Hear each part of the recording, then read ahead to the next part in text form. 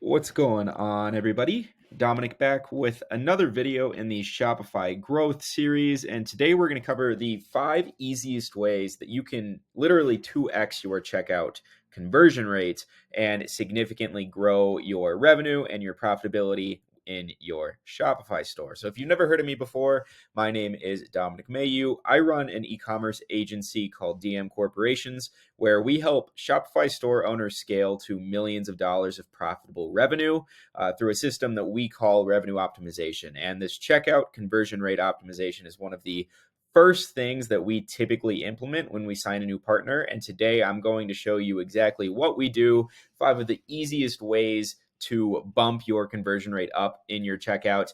You can get this implemented in probably under an hour. Anybody can do this, whether you're on Plus or not Plus. So all of these tips are for anybody. And yeah, let's just kind of get right into it, I suppose. So why is optimizing your checkout so important? So first things first is it obviously reduces abandoned carts, it improves customer experience, and it increases revenue. But more importantly, it's optimizing the money-making page of your entire funnel, right? If you picture your Shopify funnel, you have your homepage, collection, product page, cart, checkout. Now, your biggest money-making step is that checkout, because that's where the customers are actually inputting their credit card information and pressing buy. So typically when we sign a new partner, we start back here, right? We start from the checkout and optimize backwards.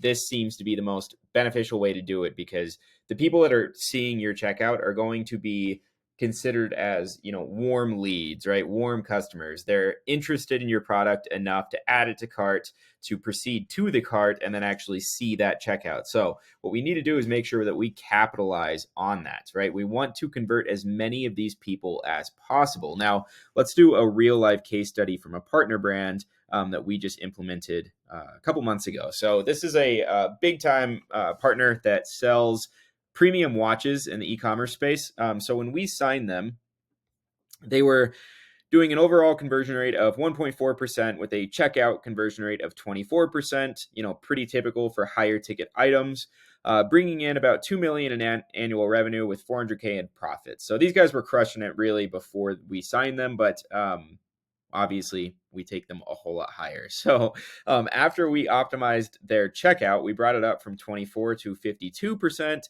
leading to an overall conversion rate of 2.7%.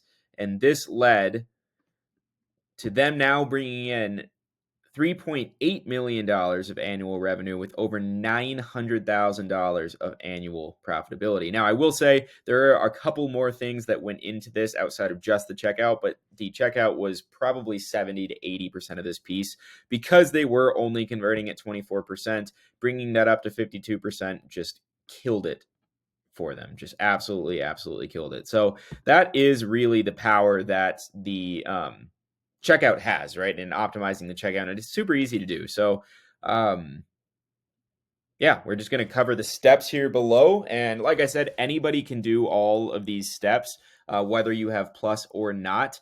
Now, if you do have Shopify Plus, you are a lot more flexible to do things. You can add trust icons, you can add securement badges, you can add all sorts of different things that I won't cover in this video. But if you are interested in that, definitely leave a comment below and I can create a Shopify Plus specific checkout optimization. But I wanted to keep this video for anybody to implement. Cool.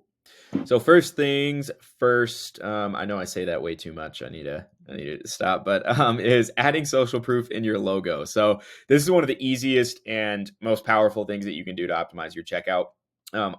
All you need to do, and most people don't understand this, in order to customize that banner, you need Plus. But what we can actually do is basically just Photoshop some social proof directly into your logo using something like Canva, Photoshop, Adobe if you're, more tech talented. But Canva is awesome. I use Canva for almost everything I do. It's super easy to use. It's amazing. So basically all you need to do is head into Canva, create a dimension of 500 by 100, add your logo, just like these guys did here at the top, and then just implement some social proof right below it, save it. and then implement that as your logo in the Shopify checkout. Now, the Shopify checkout uses a separate logo, so don't worry, this isn't your site-wide logo. This is only in Shopify checkout. So again, you just want to create a 500 by 100 sheet in Canva, add your logo to the top, and then add some social proof below it. Some examples of what I've done with social proof is something like this, where it's trusted by X amount of customers, or, X amount of customers are made happy, or trusted by, it can be anything like that, to show the total customers. It can do the phone number. I like doing this a lot for higher ticket items as well. So, questions, and then it's your phone number. That just adds some security and some more social proof, or potentially a brand slogan, right? But yeah, implementing that is one of the easiest things that you can do, and I guarantee this will lift your conversion rate. This, compared to just the standard logo with nothing under it, is a huge, huge, huge difference. So after you do that, what you want to do is make sure that you reduce the number of input fields that you show. The fewer fields the customer has to fill in, the better. Okay, so typically we remove or make optional the following fields. So we always remove company name unless it's a very specific product that a lot of businesses are ordering. I've never ran into that, and I've worked with 60 plus Shopify brands, so we always just don't include this one. Address line 2, we definitely want to still add, but keep it optional. This is for anybody that lives in an apartment building, or anybody that needs to add something like that. You definitely want to make sure that's optional. And then the phone number, you definitely want to make optional. Potentially even don't include it if you don't use it. So that's the thing. If you're leveraging phone numbers through SMS campaigns, then you definitely want to ask. If you're not leveraging phone numbers for any reason, then just don't include it. There's no reason to add it if you're not going to use it. So yeah, again, super easy. That takes 2 minutes. Okay. Now, forgot to mention this. In order to edit this, just head into admin, settings, checkout, and then find the section customer information, and it's going to look like this. And then just, check these boxes. So super, super easy. Takes 2 minutes to do.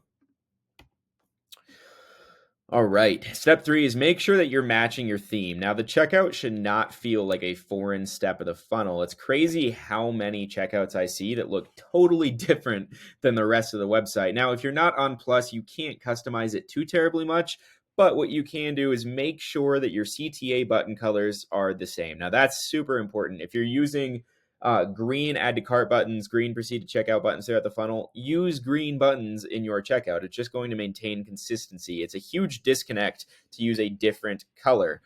Fonts as well. Now, you are limited with fonts. Even if you are on Plus, you can't use custom fonts in Shopify checkout. But what I recommend is finding a font that's closest to what you have. For example, this brand is a partner of mine. They're using a super custom, super unique font through their whole funnel. But it relatively looks like Montserrat. I think Montserrat is how you say that.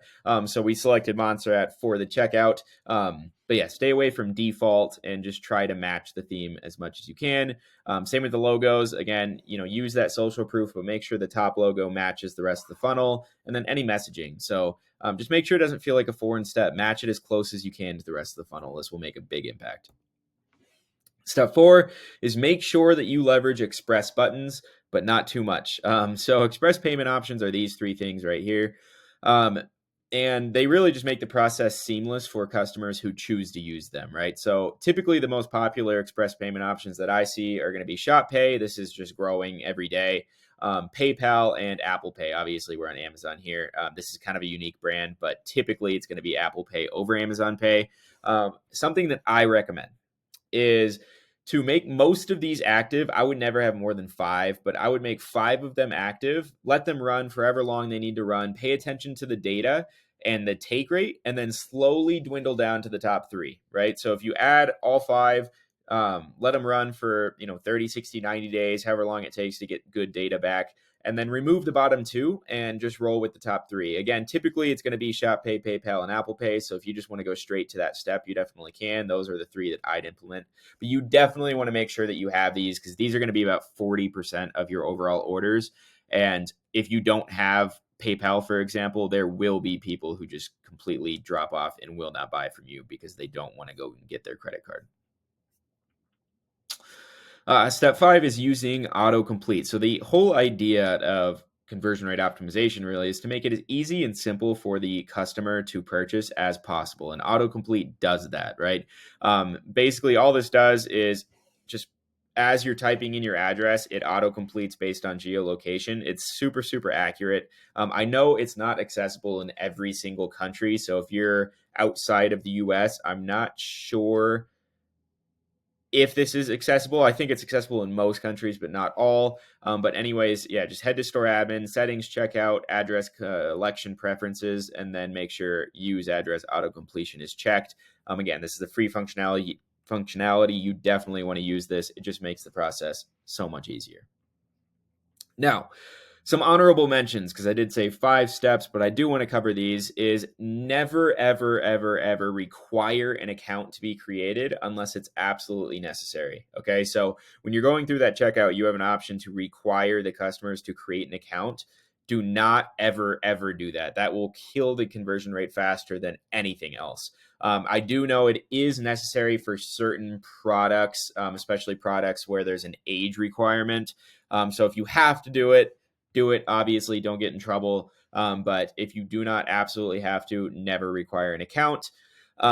Second is don't offer too many shipping options. I've seen a few stores that I've walked through and signed where we get to the shipping step and there's like 9 shipping options. That is way too much. It's overwhelming. It causes cognitive overload. People don't know the differences. Offer 2 to 3. Okay, like offer an express one, offer a mid one. Really 2 is what I would recommend. Typically, and this moves into my next step, is I push all of my partners to offer free shipping. Now, obviously, that doesn't work in every case, but offering free shipping can make the biggest difference for checkout. Like out of all of these steps, offering free shipping can make the biggest difference. In that case study I showed you at the beginning of this video, that we went from a $5 shipping to a free shipping. And what we actually ended up doing was just increasing product pricing by $5. So we recovered that margin loss in the product price, and it just shot the overall conversion rate way up. So typically what I like to do is offer a standard free shipping, right? Maybe 3 to 7 days, something like that. And then offering a paid express shipping option for maybe $15, or whatever it costs, you to express that. And that's the more like 1 to 2 days for people that need it right now. So that's usually what I offer. If you can't offer free, I'd still just offer the basic one, right? Like the 3 to 7 days for $4 to $5, and then the express super fast one. I wouldn't, offer too many outside of that. Maybe 3 at the most. Yeah, you just don't need a ton of steps. But again, if you can offer free shipping, it is 100% worth it for, I would say, 90% of brands. Just add that shipping cost into the product price, and most of the time that will make a big impact. And then lastly, test between single page and multi-step. Now, unfortunately, running true A/B split tests isn't possible in Shopify checkout right now since they launched the extensions. So you can't run like a real A/B split test. But what you can do is, run multi-step for 3-4 weeks and then run single page for 3-4 weeks and just kind of compare data. Now, obviously, that's not going to be perfectly accurate, especially if you're running, a sale or promo or something in one of them. That's going to skew the data, but it's the best that we can do. I wish I could recommend one over the other. I've seen it go both ways. Typically, I see the higher AOV products working better with multi-step, but I actually just ran a test within a client of mine whose AOV is above 200, where the single step knocked the multi-step out of the water. So it's hard to say. I was a big fan of multi-step for a long time until about 3 days ago when I ran this test.